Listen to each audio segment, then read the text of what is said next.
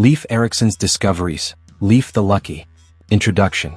Over 1,000 years ago, long before Christopher Columbus sailed westward, a brave Norse explorer named Leif Erikson, known as Leif the Lucky, embarked on an extraordinary journey.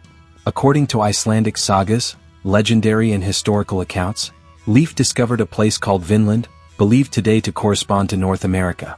Who was this remarkable man and how did he achieve such a feat? This account explores his adventures, drawing from historical facts and Norse traditions. Leif's early years. Leif Erikson was born around 970 in Iceland. He was the son of Erik the Red, a famed explorer who established the first Viking settlement in Greenland. From a young age, Leif showed a keen interest in navigation and tales of distant lands. As a young man, Leif spent time in Norway, where he converted to Christianity and was baptized by King Olaf Tryggvason. This marked a turning point in his life. In addition to being an explorer, he began to see himself as a missionary bringing Christianity to new lands. The discovery according to the Sagas. According to the Saga of the Greenlanders, Greenlanders Saga and the Saga of Erik the Red, Leif heard stories about lands west of Greenland from a merchant named Bjarni Herjolfsson. Bjarni had sighted unknown lands after being blown off course by a storm but had never set foot on them. Intrigued, Leif decided to explore these lands himself. In the year 1000, Leif gathered a crew of about 35 men and set sail from Greenland.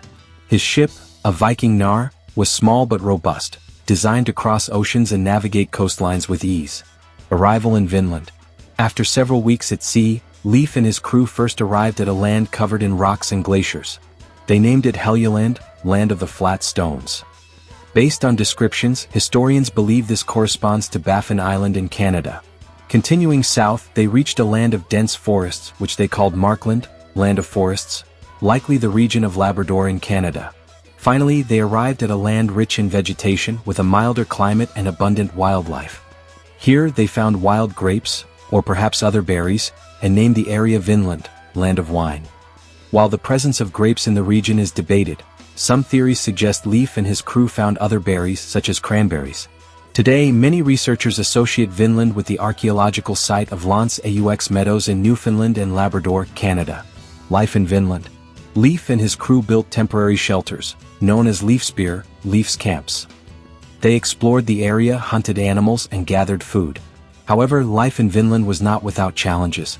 The sagas describe encounters with local inhabitants, whom the Norse called skrælings. These meetings were often tense and occasionally turned violent.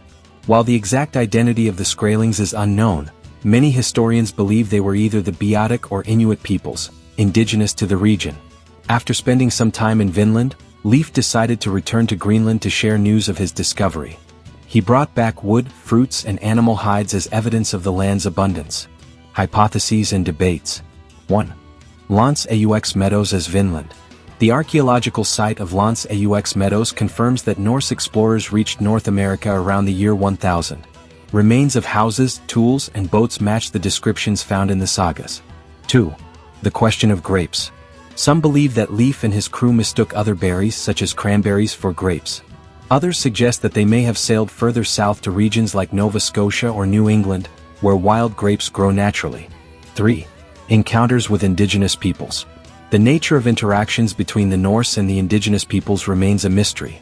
These contacts seem to have been brief, with tensions eventually driving the Norse out of Vinland. Leif's later years. After returning to Greenland, Leif was welcomed as a hero. However, he did not continue exploring Vinland. Instead, he took on leadership of the Viking settlement in Greenland after the death of his father, Erik the Red. Although Leif's siblings and other Vikings attempted to establish permanent colonies in Vinland, these efforts failed due to conflicts with indigenous peoples and difficulties in maintaining supplies. Leif Erikson's legacy. Leif Erikson is remembered as the first known European to set foot in North America. Though his time in Vinland was brief, his story marked a significant moment in the exploration of the world. His legacy lives on in the Norse sagas and archaeological discoveries that confirm his remarkable journey.